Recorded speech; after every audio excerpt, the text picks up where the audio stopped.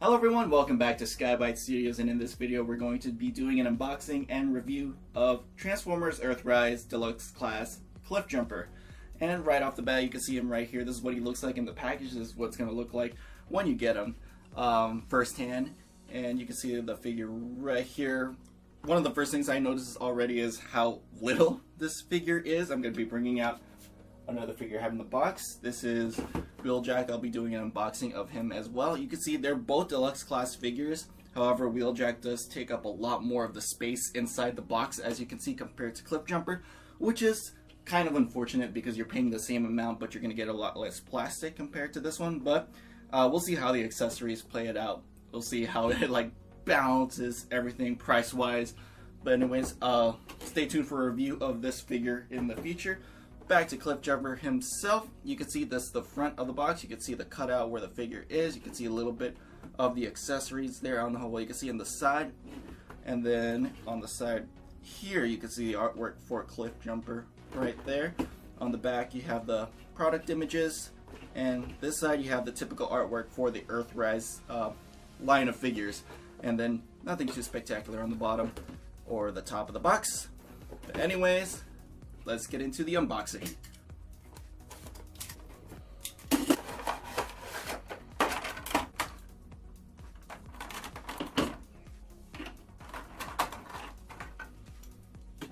Alright everyone, so here we have Cliffjumper in his vehicle mode, and of course with all my videos I will be showing both transformations. So after I'm done with vehicle mode, I'll be transforming him into robot mode, and at the end of the video I'll be doing the reverse, which might be helpful for you guys since this figure does come in robot mode in the packaging. But anyways, here he is.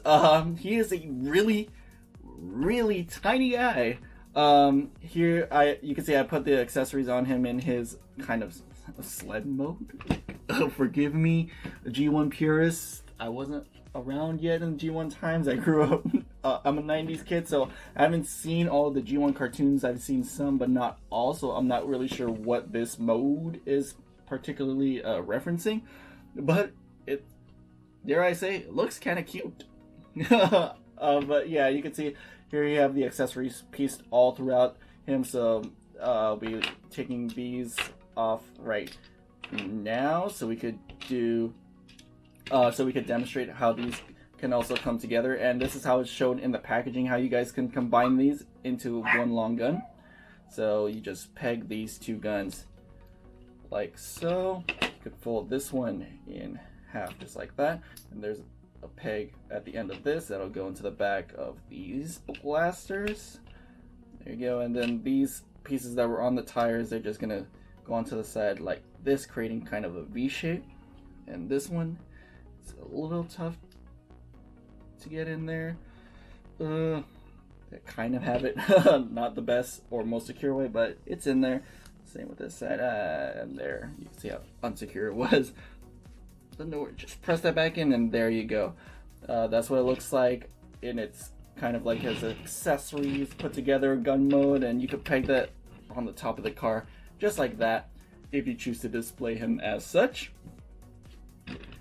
Let's put the gun off to the side for now and take a look at some comparisons to show how tiny he is. First, let me show you. He fits in the palm of my hand. Probably two of him would fit on the palm of my hand right there. And here he is with pretty much the only other deluxe Earthrise figure I have in vehicle mode. It's Wheeljack, like I said in the comparison.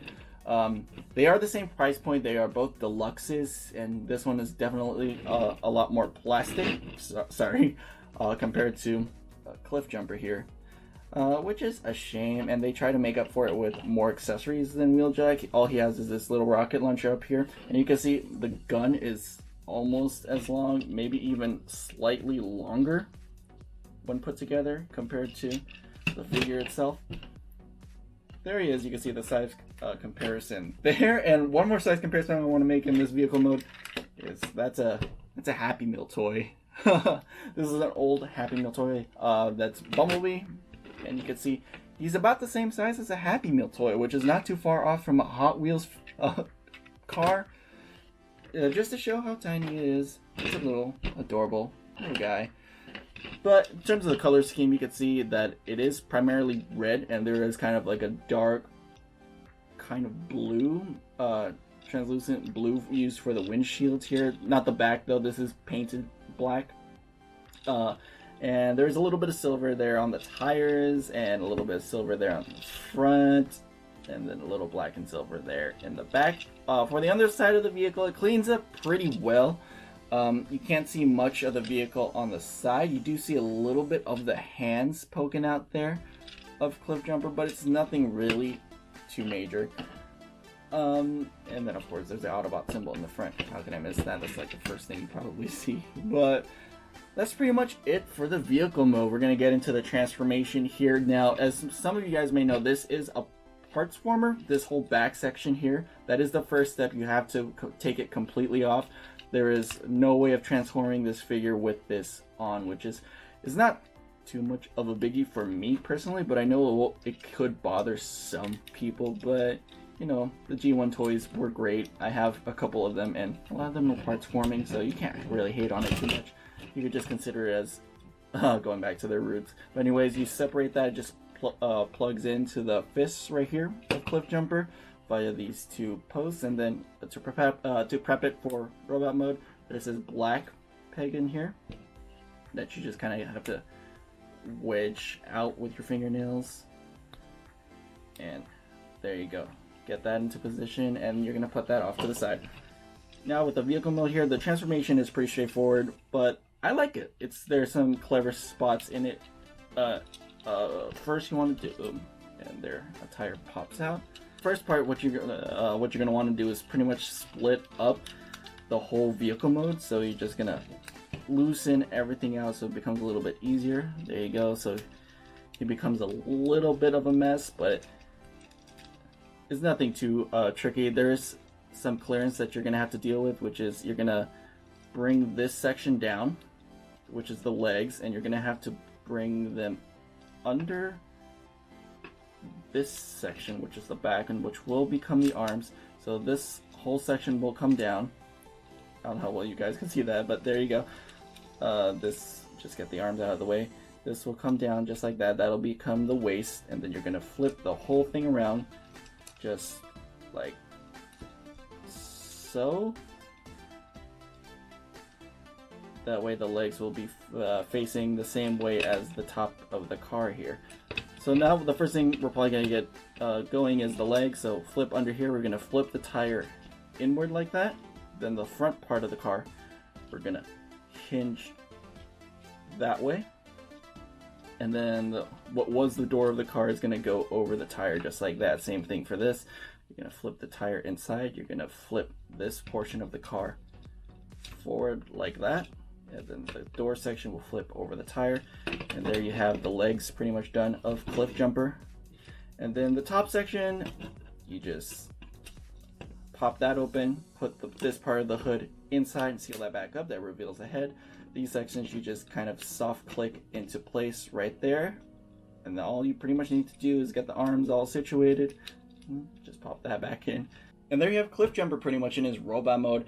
The transformation in itself is, aside from like trying to push pieces past each other, it's not really too difficult. There's actually kind of an undescribable fun to it. I mean, that's why we have Transformers, because the transformation is part of the fun, and it works out. Oh, and of course, forgot this piece is the finishing touch. There's a post on the back right here of Cliffjumper. I don't know how well you can see that right there, and then that black peg that black peg that you flipped out on the back side of the car just pegs in there, and there you go. That just becomes his backpack. This, like I said, doesn't really bother me as much. It kind of helps complete the silhouette of the figure, to me at least. And if you want, you could take this off and turn it into a shield. I just pretty much thought of that now. I'm pretty sure I'm not the first person to think of that. But there, if you want, you can make that his shield, and then he could hold his gigantic gun right here, which looks actually looks kind of ridiculous if you ask me. When I display this figure, it's just the robot mode. I put the accessories away in storage, and I just prefer how it looks, all naked, I guess you could say. But there you go. I'm just gonna put this back onto his back and take a look at Cliffjumper himself. He is really tiny. We're gonna bring out the first size comparison, which is Deluxe class Sideswipe, and you can see there is a massive height difference, and there's no really getting around it. The character in himself in itself is small anyways, so it's definitely a lot more accurate. But yeah, you can see the height comparison right there, and then of course we got to bring out his boss, Optimus Prime, and his head doesn't even fit on camera, so let's adjust that. And there you go. There he is with Optimus Prime, Earthrise Optimus Prime.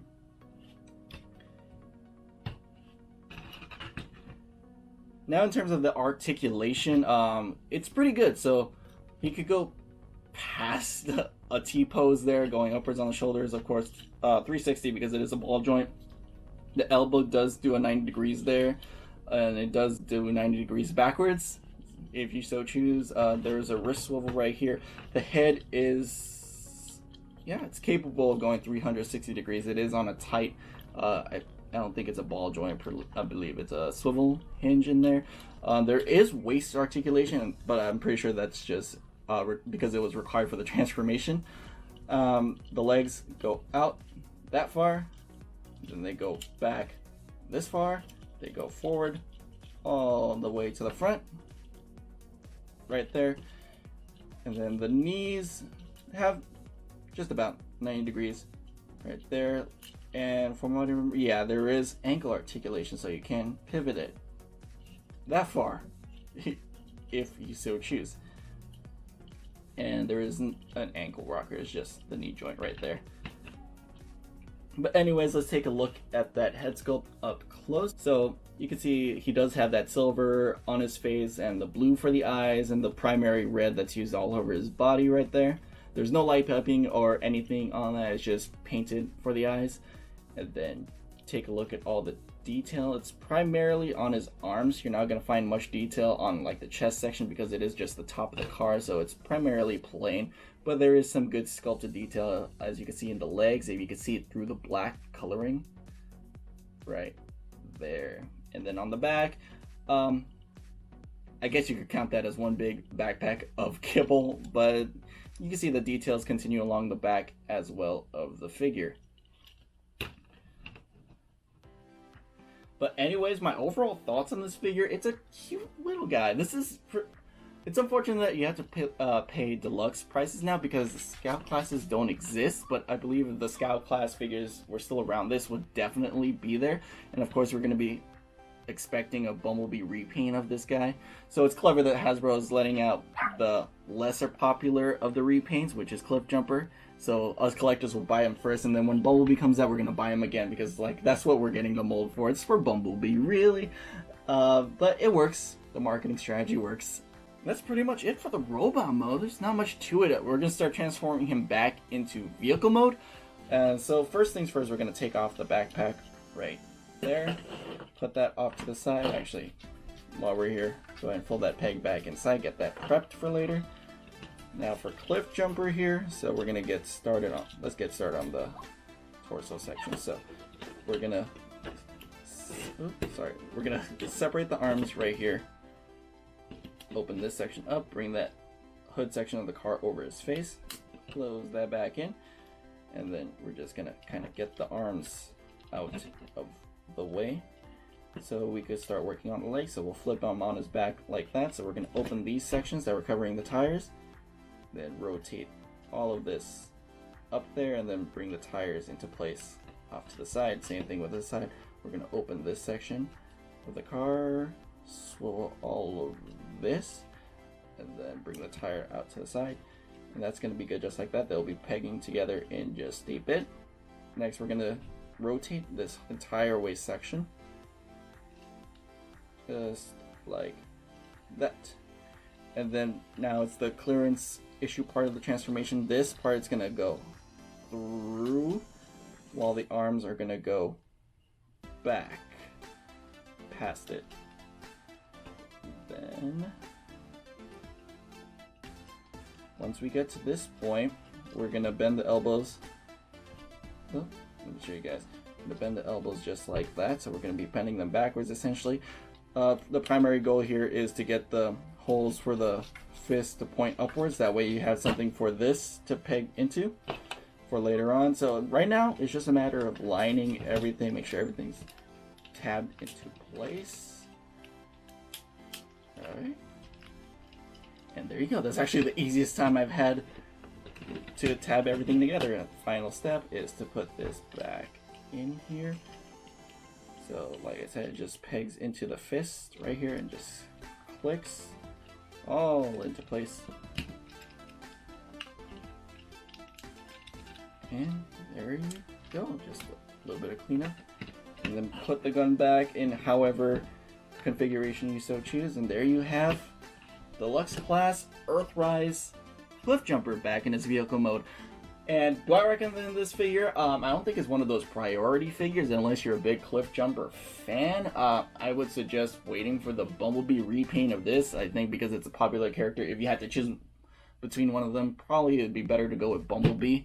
But don't let that stop you. If you like this figure, go ahead and get it. For me, really the downside is how small the figure is, and that's not always a bad thing for me. I love Studio Series Jazz, and I am completely okay with that being small, but even with that one, I can't get past the idea that we're paying just like $20 for this little thing that takes up probably just as much plastic as a Happy Meal toy. A little bit more, I'm exaggerating there, but yeah, you get the idea that it can be considered pricey as Transformers are, but completely up to you.